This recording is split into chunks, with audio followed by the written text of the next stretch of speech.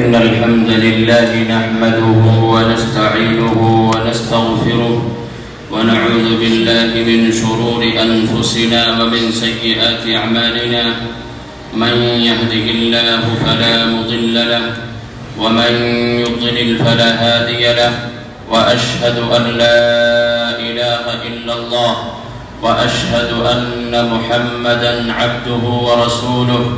يا أيها الذين آمنوا اتقوا الله حق تقاته ولا تموتن إلا وأنتم مسلمون يا أيها الناس اتقوا ربكم الذي خلقكم من نفس واحدة وخلق منها زوجها وبث منهما رجالا كثيرا ونساء واتقوا الله الذي تساءلون به والأرحام إن الله كان عليكم رقيبا يا أيها الذين آمنوا اتقوا الله وقولوا قولا سديدا يصلح لكم أعمالكم ويغفر لكم ذنوبكم ومن يطع الله ورسوله فقد فاز فوزا عظيما أما بعد فإن خير الحديث كتاب الله وخير الهدى هدى محمد صلى الله عليه وسلم وشر الأمور محدثاتها وكل محدثة بدعة وكل بدعة ضلالة وكل ضلالة في النار. أعوذ بالله من الشيطان الرجيم. بسم الله الرحمن الرحيم. يا أيها الذين آمنوا كتب عليكم الصيام كما كتب على الذين من قبلكم لعلكم تتقون. ہر طرح کی بڑائی، کبریائی، بزرگی، حاجت روائی، مشکل کشائی اللہ تبارک و تعالی کے لیے ہے، جو خالق کائنات، مالک ارض و سما ہے۔ درود و سلام ہو تمام انبیاء کرام کی جماعت پر، خصوصاً آخری نبی جناب محمد رسول اللہ صلی اللہ علیہ وسلم کی ذات گرامی پر۔ حاضرین جمعہ، بزرگوں، ساتھیوں، نوجوان دوستوں، پردہ نشین ماں اور بہنوں، اللہ سبحانہ و تعالی کا بے پناہ شکر و احسان ہے کہ ہماری اور آپ کی زندگی میں ایک بار پھر سے ماہ مبارک آنے والا ہے۔ یقیناً یہ بڑی خوش نصیبی کی، بہت ہی خوش بختی کی اور سعادت کی بات ہے کہ جسے ماہ مبارک نصیب ہو۔ اسلاف کرام رحمہ اللہ علیہم اجمعین کا اگر ذوق و شوق، ان کا جذبہ اور اس ماہ مبارک کے تعلق سے ان کا جستجو ہم و آپ دیکھنا اور پڑھنا چاہتے ہیں، تو ان کے تعلق سے علماء کرام کے اقوال موجود ہیں کہ جب بھی وہ اللہ تبارک و تعالی کے سامنے اپنی کسی حاجت و ضرورت کے لیے ہاتھ اٹھاتے، بلند کرتے، جبکہ رمضان المبارک کا مہینہ ابھی 5 یا 6 مہینے باقی ہوتے، تو جہاں بہت ساری وہ دعائیں کرتے، وہیں پر یہ بھی کہتے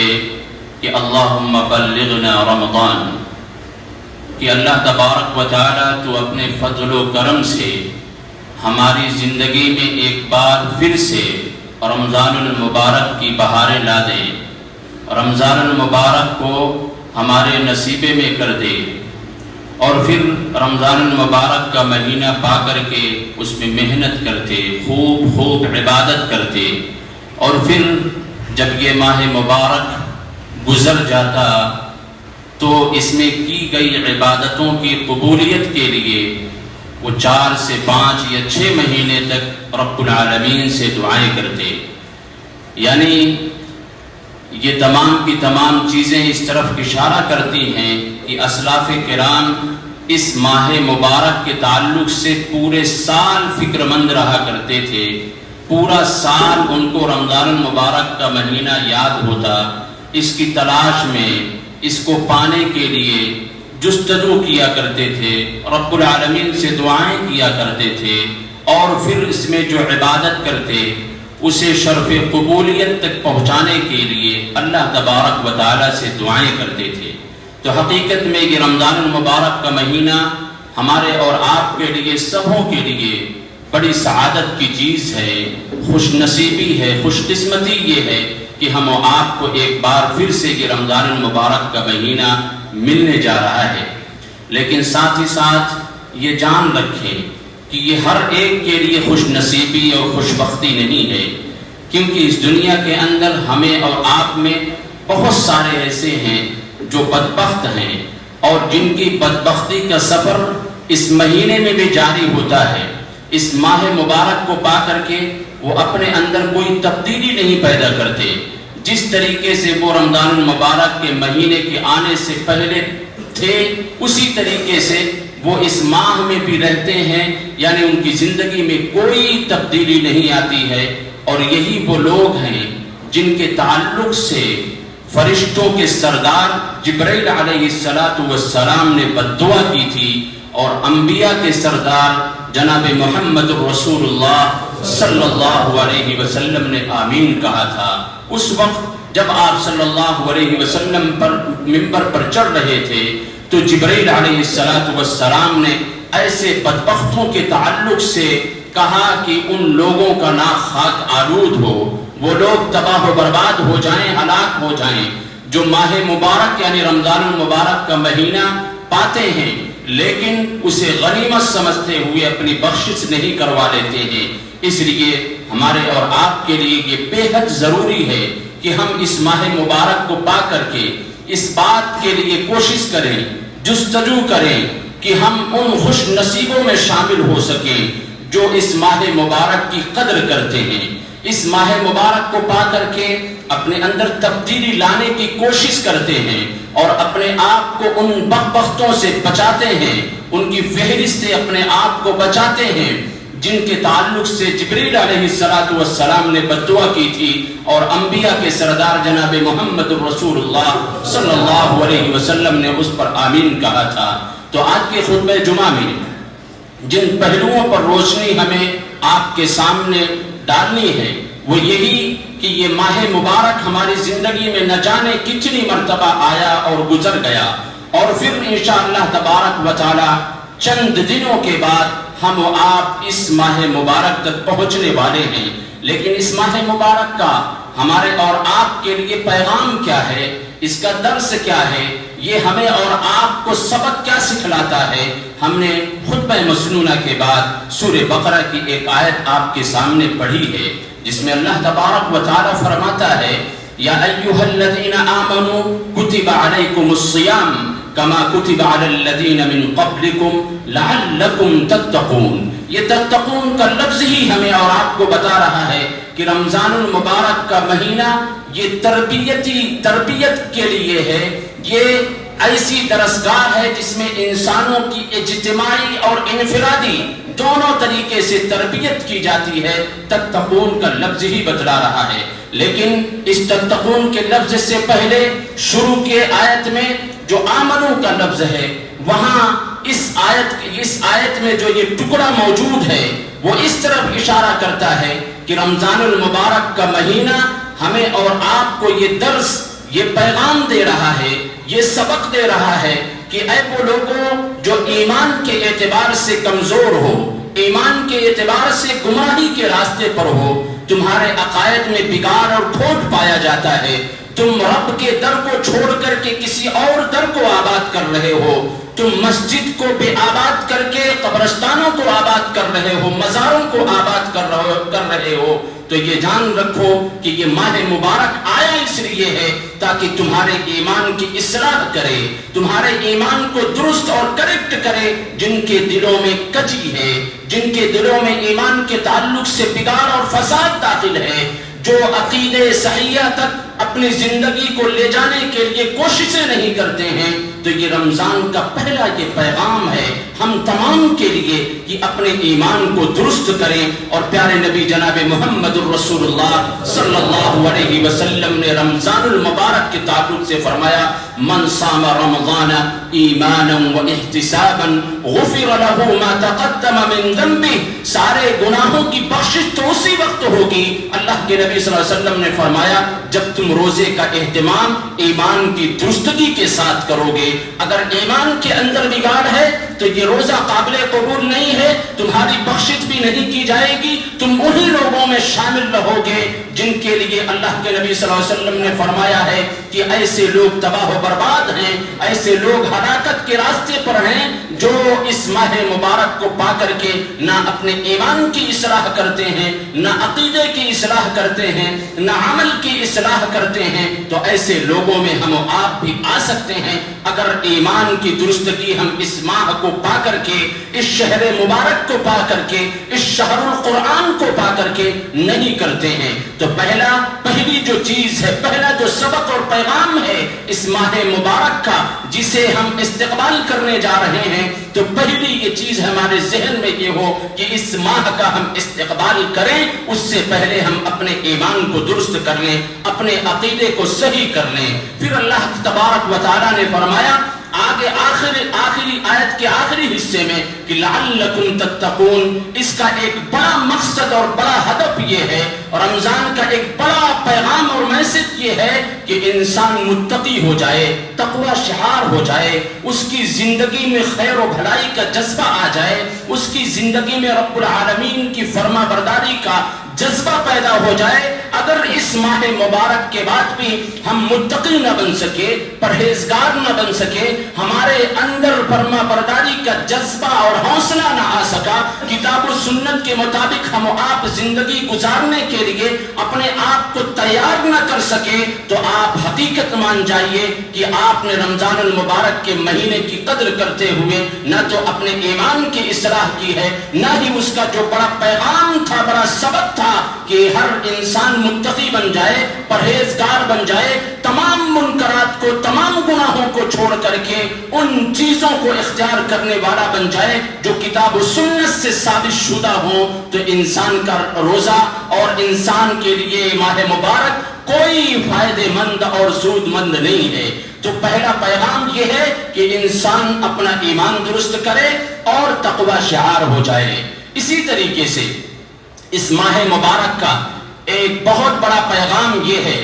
اجتماعی صورت میں اگر دیکھنے جائیں تو اجتماعی صورت میں بھی اس کا ہر طرف ہم آپ پوری دنیا میں دیکھیں گے کہ رمضان المبارک کے آتے ہی اس کی آمد جیسے ہی ہوتی ہے, پوری دنیا کے اندر ایک غیر معمولی ہمیں اور آپ کو تبدیلی نظر آتی ہے. ہر طرف ایمان کے مناظر ہوتے ہیں, ہر انسان خیر میں سبقت لے جانے کی کوشش کرتا ہے, تلاوت قرآن شروع کر دیتا ہے, ہر مسلمان منکرات سے بچنے کی کوشش کرتا ہے, لین دین کا جذبہ اور حوصلہ لوگوں کے اندر پایا جانے لگتا ہے. ہر انسان اس کا مشاہدہ کر سکتا ہے کہ ہر انسان کے اندر جذبہ اور حوصلہ کس انداز سے بڑھتا ہے کہ شعبان کی آخری تاریخ تک مسجدیں پہ آباد ہوتی ہیں, لیکن رمضان کے آتے ہی یہی مسجدیں لوگوں سے معمور ہو جاتی ہیں, پھول ہو جاتی ہیں, بھر جاتی ہیں, یہ مسجدیں آباد ہو جاتی ہیں. یہ رمضان المبارک کی برکت نہیں تو اور کیا ہے کہ اجتماعی صورت پر پورے عالم میں یہ تبدیلی آ جاتی ہے. اور انفرادی ناحیے سے دیکھیں تو بہت سارے صفات ایسے ہیں جن تمام صفات کو مختصر وقت میں رکھ پانا اور مختصر وقت میں آپ کے سامنے پیش کر پانا ناممکن سا ہے, لیکن انفرادی صورت میں جہاں ہم نے بتلایا کہ ایمان کی اصلاح اور تقوی اور پرہیزگاری کو اختیار کرنا, وہیں ایک بہت بڑا پیغام اس کا یہ ہے کہ جس طریقے سے ہم اس ماہ مبارک میں اپنے اعضاء و جوارح کی حفاظت کرتے ہیں کہ رمضان جو ہی آیا ہماری نظریں دوسروں پر ناجائز اٹھنی بند ہو جاتی ہیں, ہماری زبان سے گالی نکلنا بند ہو جاتی ہیں, ہماری زبان سے جھوٹ بند ہو جایا کرتا ہے, ہمارے ہاتھ کسی ظالم کا ساتھ نہیں دیتے ہیں، ہمارے پاؤں ناجائز سفر نہیں کیا کرتے ہیں، ہر انسان اپنے آپ کو کنٹرول میں کر لیتا ہے۔ کیوں؟ رمضان کے احترام میں، رمضان المبارک کے احترام میں ہر انسان اپنے اعضاء و جوارح پر کنٹرول رکھتا ہے، اس کی حفاظت کرنے لگتا ہے۔ تو اس کا یہ پیغام یہ ہے، اس کا یہ نتیجہ یہ ہے کہ جس طریقے سے تم سب مل کر کے اس ماہ مبارک کے احترام میں اپنے اعضاء و جوارح کی حفاظت کرتے ہو کہ تم زبان سے جھوٹ نہیں بولتے ہو، نظر سے کسی بری چیز کو نہیں دیکھتے ہو، تمہارے خیالات میں کوئی غلط چیزیں نہیں آتی، تمہارے ہاتھ کسی ظالم کی مدد کے لیے نہیں اٹھتے، تمہارے قدم کسی ناجائز راستے پر نہیں اٹھتے ہیں، ہر ایک چیزوں کو تم سنوار کر کے بنا کر کے رکھتے ہو۔ اسی طریقے سے جو بقیہ مہینے ہیں 11 مہینے، اس میں بھی تم اپنے آپ کو سمجھو کہ میں روزے سے ہوں، اپنے اعضاء و جوارح کی حفاظت کرو، تمہاری نظریں تمام ان چیزوں سے بچ کر کے رہیں جو حرام ہیں، تمہارے کان ان تمام چیزوں سے بچ کر کے رہیں جو حرام ہیں، تمہارے ہاتھ ان تمام چیزوں سے بچ کر کے رہیں جو حرام ہیں، تمہارے قدم ان تمام چیزوں کی طرف اٹھنے سے بچ کر کے رہیں جو حرام ہیں۔ یہ رمضان المبارک کا یہ پیغام ہے، اور حدیث قدسی میں اللہ کے نبی صلی اللہ علیہ وسلم نے اسی طرف تو اشارہ کیا ہے۔ اللہ کے نبی صلی اللہ علیہ وسلم فرماتے ہیں كنت سمعه الذي يسمع به وبصره الذي يبصر به ويده الذي يبطش بها ورجله التي يمشي بها، کہ جب انسان اس اعتبار سے اپنے آپ کو سنوار لیتا ہے، اپنے آپ کو بنا لیتا ہے کہ مکمل صرف ماہ رمضان میں نہیں، تمام مہینوں میں اپنے اعضاء و جوارح، اپنے تمام پارٹس کو حفاظت کر لیتا ہے، تو پھر اللہ تبارک و تعالیٰ اس کی نظر بن جاتا ہے جس سے وہ دیکھتا ہے، اللہ اس کا کان بن جاتا ہے جس سے وہ سنتا ہے، اللہ اس کا ہاتھ بن جاتا ہے جس سے وہ پکڑتا ہے، اللہ اس کا پیر بن جاتا ہے جس سے وہ چلتا ہے۔ یعنی کیا مطلب ہوا؟ اللہ تبارک و تعالیٰ اس کی آنکھ بن جاتا ہے، یعنی اللہ رب العالمین اسے اس بات کی توفیق دیتا ہے کہ وہی چیز وہ دیکھتا ہے جسے اللہ تبارک و تعالیٰ اسے دیکھنے کا حکم کرتا ہے، وہی چیز وہ سنتا ہے جسے اللہ تبارک و تعالیٰ اسے سننے کا حکم دیتا ہے، اسی چیز کو وہ پکڑتا ہے جسے اللہ تبارک و تعالیٰ پکڑنے کا حکم دیتا ہے، اسی طرف اپنے قدم کو بڑھاتا ہے جس طرف اللہ تبارک و تعالیٰ قدم کو بڑھانے کا حکم دیتا ہے۔ تو یہ رمضان المبارک کا پیغام ہے کہ صرف ایک مہینے نہیں بلکہ 11 مہینے تم اس انداز سے اپنی زندگی کو گزارو۔ ایک اور بہت بڑا پیغام، بہت بڑا میسج، بہت عظیم میسج جو اس ماہ رمضان المبارک کے مہینے سے ہمیں اور آپ کو ملتا ہے، وہ یہ ہے کہ ہر انسان کے اندر 2 شہوتیں پائی جاتی ہیں، ہر انسان کے اندر 2 ایسی عظیم شہوتیں پائی جاتی ہیں کہ اکثر زیادہ تر انسان ان 2 شہوتوں کے سامنے ہتھیار ڈال دیتا ہے، اور اس کے غلبے کی وجہ سے انسان گمراہی کے راستے پر بہت دور نکل جاتا ہے، اور شیطان ان 2 شہوتوں کے راستوں سے، ان 2 طریقوں سے انسان کو گمراہ کر دیتا ہے۔ پہلی چیز ہے شہوت البطن، پیٹ کی شہوت، پیٹ کی شہوت، جبکہ انسان کے لیے یہ بنیادی ضرورتوں میں سے ہے کہ انسان کھائے اور پیے، لیکن اگر انسان اس ضرورت کو جو کھانے اور پینے کی ہے، اس ضرورت کو اگر مقصد حیات بنا لیتا ہے، مقصد زندگی بنا لیتا ہے، اس کو اپنا اصل ہدف اور ٹارگٹ متعین کر لیتا ہے، تو پھر انسان گمراہی کے راستے پر جا نکلتا ہے، انسان گمراہی کے راستے پر جا نکلتا ہے۔ یہ پیٹ کی شہوت بہت بری چیز ہے، اس کے ذریعہ سے انسان جائز اور حلال میں تمیز، جائز اور حرام میں تمیز کرنا بھول جاتا ہے، جھوٹ بولنے لگتا ہے، جھوٹی بول کے ذریعہ سے تجارت کرنے لگتا ہے، سودی کاروبار کرنے لگتا ہے، چوری اور ڈکیتی کرنے پر آمادہ اور تیار ہو جاتا ہے۔ اسی لیے اللہ کے نبی صلی اللہ علیہ وسلم نے اسی پیٹ کے تعلق سے فرمایا تھا کہ ما ملأ آدمی وعاء شرا من بطن، کہ ابن آدم کے لیے سب سے برا برتن جس کو وہ بھرتا ہے وہ اس کا پیٹ ہے، اس کا بطن ہے۔ اور اللہ تبارک و تعالیٰ نے کیا کہا؟ وَيَأْكُلُونَ كَمَا تَأْكُلُ الْأَنْعَامُ، کہ وہ لوگ ہیں جو جانوروں کی طریقے سے کھاتے اور پیتے ہیں، یعنی حرام اور حلال میں کوئی تمیز نہیں کرتے ہیں، جس طریقے سے آنے تو اس کے اندر ڈالنا ہے۔ پیارے نبی جناب محمد الرسول اللہ صلی اللہ علیہ وسلم نے کہا کہ یہ سب سے بدترین برتن ہے، اور پھر آگے آپ صلی اللہ علیہ وسلم نے فرمایا بِحَسَبِ ابْنِ آدَمَ أُكُلَاتٌ يُقِمْنَ صُلْبَهُ، کہ ابن آدم کے لیے تو ایک لقمہ ہی کافی ہوتا ہے جس کے ذریعہ سے پیٹھ کی ہڈی درست اور سیدھی رہ سکے، لیکن اگر یہ کفایت نہیں کرتا ہے تو اللہ کے نبی صلی اللہ علیہ وسلم نے فرمایا فَثُلُثٌ لِطَعَامِهِ وَثُلُثٌ لِشَرَابِهِ وَثُلُثٌ لِنَفْسِهِ، کہ انسان ایک تہائی حصہ کھائے، ایک تہائی حصہ پیے،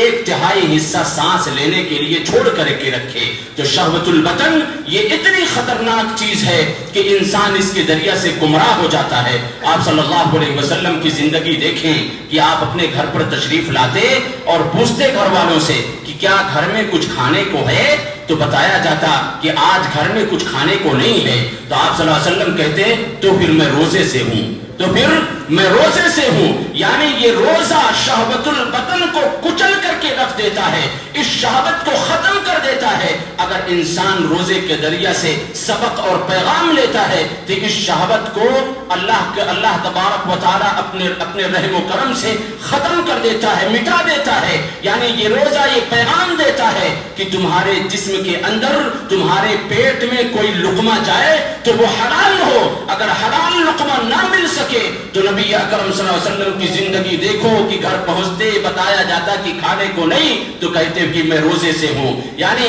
اس پیٹ کے اندر حرام لقمہ نہ ڈال کر کے تم روزے سے رہو، یہ برداشت کر لینا ایک مومن کی شان ہے اور پہچان ہے۔ اور دوسری شہوت جو اس سے بڑھ کر کے ہے، اس سے خطرناک ہے، وہ شہوت الفرج ہے، وہ شہوت الفرج ہے جو اس سے زیادہ کہیں خطرناک ہے۔ اور یہ شہوت الفرج یہ ایسی برائی ہے کہ اسی کے ذریعے سے معاشرے میں بے حیائی عام ہوتی ہے، عریانیت عروج پر پہنچتی ہے، اور اسی کے ذریعے سے زنا کا کلچر عام ہوتا ہے، زانیوں کی کثرت ہو جایا کرتی ہے۔ لیکن روزے کا اثر یہ ہے، اس کا پیغام یہ ہے کہ اس شہوت کو بھی وہ کچل کر کے رکھ دیتی ہے۔ یعنی یہ دونوں چیزیں، دونوں شہوتیں، یہ جو دونوں شیطان کے راستے ہیں، ان راستوں کو روزہ بند کر دیا کرتا ہے اور اپنے لوگوں میں وہ جذبہ، وہ حوصلہ، وہ طاقت عطا کرتا ہے جس کے ذریعے سے منفی تمام چیزوں سے وہ ڈٹ کر کے مقابلہ کرتا ہے۔ اللہ کے نبی صلی اللہ علیہ وسلم نے فرمایا یا معشر الشباب من استطاع منکم الباءۃ فلیتزوج فإنه اغض للبصر واحسن للفرج ومن لم يستطع علیہ بالصوم۔ اللہ کے نبی صلی اللہ علیہ وسلم فرماتے ہیں اے نوجوانوں کی جماعت، اے نوجوانوں کی جماعت، تمہاری عمر شادی کی ہو جائے تو تم شادی کر لیا کرو، کیونکہ اس کے ذریعہ سے نظر کی اور شرمگاہ کی حفاظت ہو جاتی ہے۔ اور پھر فرمایا وَمَن لَّمْ يَسْتَطِعْ فَعَلَيْهِ بِالصَّوْمِ فَإِنَّهُ لَهُ وِجَاءٌ۔ اگر تم میں استطاعت نہ ہو شادی کرنے کی تو تم پر یہ ہے کہ تم روزہ رکھو، کیونکہ یہ شہوت کو توڑ دینے والا ہے، شہوت کو ختم کر دینے والا ہے۔ یعنی اس کے ذریعہ سے جو زنا کا کلچر عام ہوتا ہے، بے حیائی پھیلتی ہے، اس روزے کے ذریعہ سے یہ بڑا پیغام ہے کہ اس روزے کے ذریعہ سے یہ بیماری اور یہ تمام کی تمام برائی اللہ تبارک و تعالی ختم کر دیا کرتا ہے۔ اسی طریقے سے روزے کا ایک پیغام، ایک سبق ہمارے اور آپ کے لیے یہ ہے کہ روزہ یہ روح اور جسم کی تربیت کرتا ہے۔ روزہ روح کے ساتھ ساتھ جسم کی بھی تربیت کرتا ہے۔ کتنے ایسے لوگ ہوتے ہیں جو شعبان کے مہینے میں ان کا نام جہنمیوں کی فہرست میں ہوا کرتا ہے، لیکن رمضان المبارک کی آمد کے ساتھ ساتھ رمضان المبارک جیسے ہی آتا ہے ان کا نام جہنمیوں کی فہرست سے کاٹ کر کے ختم کر کے جنتیوں کے فہرست میں داخل کر دیا جاتا ہے۔ پیارے نبی جناب محمد رسول اللہ صلی اللہ علیہ وسلم فرماتے ہیں وَلِلَّهِ عُتَقَاءُ مِنَ النَّارِ، کہ رمضان کی ہر رات اللہ تبارک و تعالی بہت ساروں کو جہنم سے آزاد کر کے جنت میں ڈال دیا کرتا ہے۔ کیوں؟ اس لیے کہ اس رمضان المبارک کے مہینے میں اس انسان کے اندر تبدیلی آ جاتی ہے، وہ اپنے روح کی تربیت کرتا ہے، اصلاح کرتا ہے، اس کی روح میں اصلاح اور نکھار پیدا ہو جاتا ہے، اس کا جسم بھی اچھا ہو جاتا ہے۔ اطباؤں کے پاس جائیں، ڈاکٹروں کے پاس جائیں، ہر ایک ڈاکٹر یہی مشورہ دیتا ہے کہ اگر اپنے جسم کو تم درست اور صحیح رکھنا چاہتے ہو تو اپنے معدے کو خالی رکھا کرو، اور رمضان المبارک کے مہینے میں یہی ہوتا ہے کہ انسان کا معدہ خالی ہوا کرتا ہے۔ اللہ تبارک و تعالی نے اسی لیے فرمایا ہے وَأَن تَصُومُوا خَيْرٌ لَكُمْ إِن كُنتُمْ تَعْلَمُونَ، تم روزہ رکھا کرو کیونکہ یہ تمہارے لیے بہت ہی بہتر ہے، بہت ہی اچھا ہے۔ تو روح کے ساتھ ساتھ اس روزے کا پیغام یہ ہے کہ انسان کی جسم کی بھی تربیت کرتا ہے، انسان کا ظاہر بھی اچھا ہو جاتا ہے، اس کا باطن بھی اچھا ہو جاتا ہے، اس کی داخلی اور باہری تمام چیزیں درست ہو جایا کرتی ہیں اس روزے کی وجہ سے۔ اور اسی طریقے سے اس روزے کا ایک اہم پیغام یہ ہے، ایک اہم درس یہ ہے، اس سے ہمیں اور آپ کو پیغام یہ لینا چاہیے کہ اس کے ذریعہ سے احساس ذمہ داری کا جذبہ اور حوصلہ پیدا ہوتا ہے، اور احساس نگرانی کا اللہ تبارک و تعالیٰ کی طرف سے ہمیں اور آپ کو توفیق ملتی ہے کہ ایک انسان اللہ تبارک و تعالیٰ کی نگرانی کا احساس کر پاتا ہے، اور اس نگرانی کے تعلق سے جس کا جتنا احساس نگرانی مضبوط ہوگا وہ اتنا ہی اللہ تبارک و تعالیٰ کا فرما بردار بندہ بن سکے گا، اور جس کا جتنا کمزور ہوگا وہ اتنا ہی گمراہی کے، گناہ کے، شر کے راستے پر بڑھتا چلا جائے گا اور بہت دور نکل جائے گا۔ کس طریقے سے عبداللہ ابن عمر رضی اللہ تعالی عنہ کا واقعہ بہت ہی مشہور اور معروف ہے کہ وہ اپنی ٹیم کے ساتھ سفر کر رہے ہیں اور ایک جگہ پر وہ پڑاؤ ڈالتے ہیں، ایک وہاں پر چرواہا انہیں ملتا ہے، اس کو بلاتے ہیں، کہتے ہیں کہ آؤ دسترخوان پر بیٹھو، میرے ساتھ کھانا تناول فرماؤ۔ تو وہ کہتا ہے کہ میں روزے کی حالت میں ہوں، روزے کی حالت میں ہوں، صحرا کے اندر بکری چرا رہا ہے، جہاں پر دھوپ کی تپش بے حد ہے، وہاں پر نہ کوئی کولر ہے، نہ فین ہے، کچھ بھی نہیں ہے، گرمی بھی انتہا ہے، لیکن اللہ تبارک و تعالیٰ کا وہ محبوب ترین بندہ ہے، اللہ رب العالمین کا فرما بردار بندہ ہے، وہ روزے کی حالت میں ہے۔ عبداللہ ابن عمر رضی اللہ تعالیٰ عنہ اس کا امتحان لینا چاہتے ہیں، اس سے کہتے ہیں کہ سنو، اس بکریوں کے ریوڑ میں سے ایک بکری مجھے اتنے پیسے کے عوض میں بیچ دو۔ وہ کہتا ہے کہ نہیں، میں نہیں بیچ سکتا۔ کہا کیوں نہیں بیچ سکتے ہو؟ یہ واقعات ہمیشہ ہوتے رہتے ہیں، تم جانا اپنے مالک سے کہہ دینا کہ بھیڑیا آیا اور ایک بکری کو پکڑ کر کے لے جا کر کے چیڑ پھاڑ کر کے اسے اپنی خوراک بنا لیا، اپنے مالک سے یہ کہہ دینا۔ لیکن وہ انسان اللہ تبارک و تعالیٰ کا وہ فرما بردار، اس کا احساس اللہ تبارک و تعالیٰ کی نگرانی کا اتنا بلند تھا کہ وہ عبداللہ ابن عمر سے کہتا ہے این اللہ، این اللہ، پھر اللہ کہاں ہے، پھر اللہ کہاں ہے؟ میرا مالک جو اس بکریوں کا مالک ہے وہ تو نہیں دیکھ رہا ہے، میں اس سے جھوٹ بول کر کے بچ سکتا ہوں، تمہارے مال سے فائدہ اٹھا سکتا ہوں، مال کی بھی ضرورت ہے، غریب ہوں، غریب گھرانوں سے ہوں، بچوں کو، اہل و عیال کو پیسے کی ضرورت اور حاجت ہے، لیکن یہ بتاؤ اللہ رب العالمین تو دیکھ رہا ہے، اللہ کو کیا جواب دوں گا؟ تو یہ روزہ احساس نگرانی کا جذبہ اور حوصلہ پیدا کرتا ہے۔ ایک واقعہ تقریباً 10 سال پہلے کا ہے، شیخ عادل سعودی عرب کے بڑے شیوخ میں سے آتے ہیں، ان کا بھی واقعہ اسی طریقے سے ہے۔ یہ کہیں پر سفر میں تھے اور دیکھتے ہیں کہ دور دراز صحرا میں ایک سودانی میلے کپڑے میں، اس کا کپڑا بھی میلا، اس کی پگڑی بھی میلی، وہ دور دراز صحرا میں بکریوں کو چرا رہا تھا۔ شیخ عادل اس کے پاس جاتے ہیں، اس کا امتحان لیتے ہیں، اس کو بلاتے ہیں، یہ ویڈیو یوٹیوب پر موجود ہے، اس سے کہتے ہیں کہ سنو، میں تمہیں اتنا ریال دیتا ہوں، اس بکری کو میرے حوالے کر دو، ایک بکری کو میرے حوالے کر دو۔ وہ انکار کر دیتا ہے، نہیں میں نہیں دے سکتا۔ کہتے ہیں کہ اس سے بڑھا کر کے میں اتنا تمہیں دوں گا، اتنا مال دوں گا۔ بہت ریکویسٹ کرتے رہے، لیکن وہ سودانی اللہ رب العالمین کا وہ بندہ جسے اللہ رب العالمین کا نگرانی کا ڈر اور خوف تھا، آج ہم علی الاعلان ڈنکے کی چوٹ اللہ تبارک و تعالیٰ کی نافرمانی کرتے رہتے ہیں، رب العالمین کے فرامین کو، سنت رسول کو اپنے بٹوں تلے روتے رہتے ہیں، لیکن اللہ کی نگرانی کا ہمیں احساس تک نہیں ہوتا. اس سودانی کے دیکھو صحرا میں ہے, اس کا مالک اس سے بے خبر ہے, وہ چاہتا تو بیچ سکتا تھا, اسے مال و دولت کی ضرورت تھی. سودان سے چل کر کے وہ مکہ کے صحرا میں, سعودی عرب کے صحرا میں بکری چرا کر کے چند ریال حاصل کر کے اپنے بچوں کی پرورش کر رہا ہے. لیکن اتنے بڑے مال کو دیکھ کر کے اللہ کی احساس نگرانی کو وہ نہیں بھولا, اللہ کو نہیں بھولا, اس نے انکار کر دیا. اور وہ شیخ عادل وہاں سے رخصت ہو گئے. اور پھر پورے سعودی عرب میں اس واقعے کو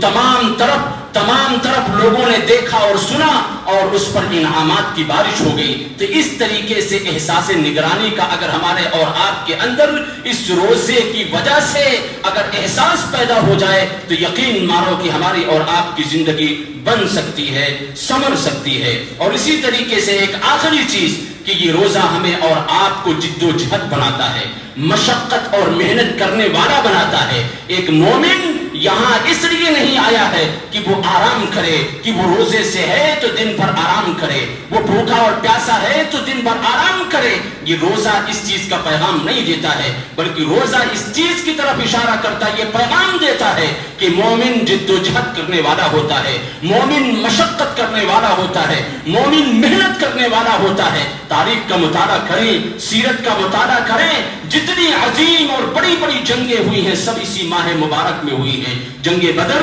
اسی رمضان المبارک کے مہینے میں ہی روزے کی حالت میں صحابہ کرام نے محنت و مشقت سے کام لیا. اور پھر وہ عظیم جنگ جو فتح مکہ ہے وہ بھی اسی ماہ مبارک میں ہوئی ہے. تو ایک مومن اس دنیا میں اپنے آپ کو تھکاتا ہے, اپنے جسم کے پسینوں کو, اپنے جسم کے خون کو نچوڑ کر کے وہ اس چیز کو حاصل کرنے کی کوشش کرتا ہے جسے اللہ تبارک و تعالیٰ نے اس کے لیے بنا کر کے رکھا ہے, تیار کر کے رکھا ہے. مومن یہاں آرام نہیں کرتا. یہاں جتنا انسان اپنے آپ کو تھکائے گا, جتنا انسان مشقت میں اپنے آپ کو ڈالے گا, وہاں اس کو اتنا ہی آرام نصیب ہوگا. اور جنگ خندق کون نہیں جانتا ہے. اللہ کے نبی صلی اللہ علیہ وسلم نے لوگوں کی ٹیم بنا کر کے مقرر کر دیا کہ یہاں پر تم کھدائی کرو گے, یہاں پر تم کھدائی کرو گے, ایریا بانٹ دیا. پھر جب صحابہ کرام روزے کی حالت میں گڈھا کھودتے کھودتے تھک پڑے, بھوک کی شدت نے اتنا مجبور کر دیا